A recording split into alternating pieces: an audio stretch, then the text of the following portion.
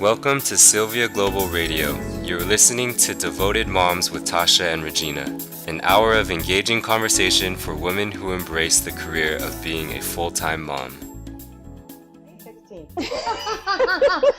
Thursday, May 16th. Hey, Regina. Hi, Tasha. How are you? I'm doing pretty good. Enjoying single motherhood this week, but we're moving right along. Pretty good. Good. You look great this morning.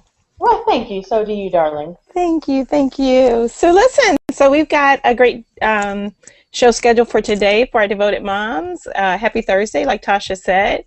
We are actually going to do our Phenomenal Fathers segment in just a little bit. We'll have a friend, and I think that Tasha probably belonged to the Mutual Admiration Society for Andrew. We're going to have him come on and just talk about being dad and his many roles, particularly supporting his children. So Tasha, since last week, we had a really good show last week. If Devoted Moms, if you didn't get a chance to hear it, it was really good, and we talked with Belle, who shared with us some of her trials and victories with getting her children assistance around some mental health issues. And it was a final of a three-part series that we did, and we were really glad to end it up with her because she gave us some just inspiration.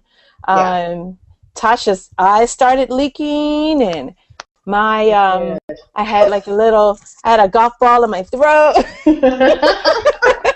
But one of the things we did, and I do want to just follow up on our conversation, that we both felt like we were being challenged to move forward with things that we were kind of holding out from. My daughter, as I've shared with many of you, have some learning challenges, and I was dreading calling to follow up with the school to see if some of the things and resources had been allocated, and they had not. But I made that phone call Thursday, and Devoted Moms, because of the energy that you put out and Belle put out, I was livid.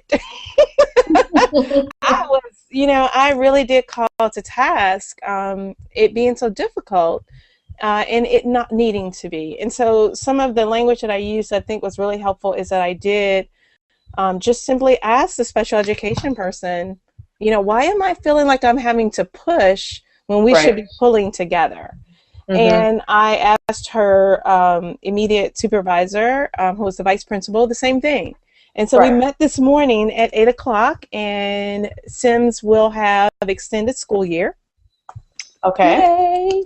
I, in the meantime, had talked with the Parent Resource Center and gotten some clarity, talked with the school psychologist, and just start, for the first time after, quite a few months, I really felt like I had that conversation I've been trying to have, just to say that we're all on the same page and that we understand that there are some strategies that Simi needs. And it was just God sent. It really was. So I start out this morning, very prayerful. God, be there before I get there. Be there while I'm there. Sim's father was also there, and we definitely are moving forward in a productive fashion. So So thank you, Belle, if you're watching or if you're listening, because it was your encouragement and your example of tenacity of a devoted mom that really inspired me to pick up that phone on Thursday afternoon after I hung up with you and really be clear that we were going to move forward in Simi's benefit.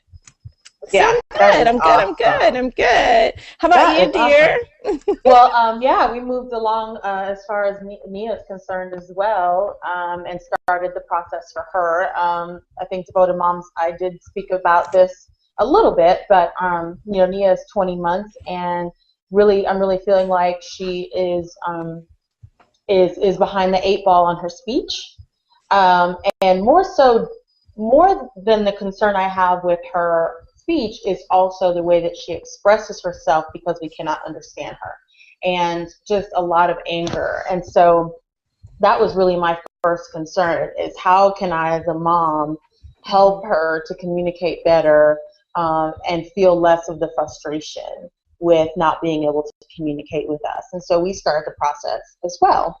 And so we had a hearing test yesterday because you have to rule that out first to make sure that she can hear properly. And so that was the first thing, the first step. And so we did that yesterday, and she passed with flying colors. There's nothing going on with her hearing, which I didn't really have any concern with her hearing, but I was glad, I was glad to see her and go through the whole process of the hearing test, and to know that came out with flying colors. So the next step will be the speech evaluation. And I just went in there. I had no fear. I had nothing. Like you said, I kind of just said, God, go before me, and what will be, and what they find we'll deal with. And so we got through the first step just fine, and the next step will be in 2 weeks. And just feeling good about not kind of sitting back, especially after I spoke with the pediatrician, who really wasn't, she wasn't advocating for my child. She was really almost making me feel like I, was being I was jumping a gun or not, I wasn't getting the support from my pediatrician that I felt I needed. And, I sat on that for about 30 days. And when I continued to not see an improvement with my child, I was like, you know what? I'm going past you, and I'm getting some recommendations for where I should go. And then I let her know what I was doing. So I felt very, very good about that. And my husband and I were on the same page about that as well. So I will keep you updated, devoted moms out there. Yeah, I think it was really helpful. Following behind Dr. Berry was, I think that Belle just brought it really home on how to take responsibility, but not in a guilt fashion, or I should have done this earlier. I'm a bad mom because I've been putting this off. And it really is. For the school system, I have to say that I've gotten a lot of encouragement to keep doing what I was doing.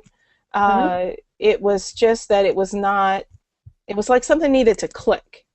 And I think that click, I needed to push a little bit harder for that click to happen. And so now all the folks that are involved, there's additional people at the table with additional information.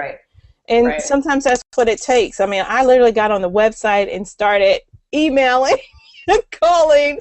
I mean, anything with special education, I was like, somebody's going to help me. And I did want to work within the system before I go outside the system. And Devoted Moms, that's one of the things that I'm learning is that, yes, I probably could go and get outside advocates, but in the long run, I really want to make sure I've exhausted the system. And if I have to go on the outside, I think that it is a better sequence. That's what I'm hoping. And my advocate that I talk with had been 9 years into this.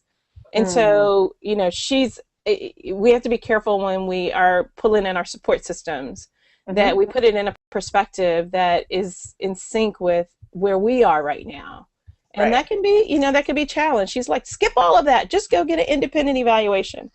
And that just didn't work well with my understanding of how systems work. Initially, that's not the first thing you do. And it might be in 9 years. I'm like, I should have listened, but but right now, but I am where I am right now.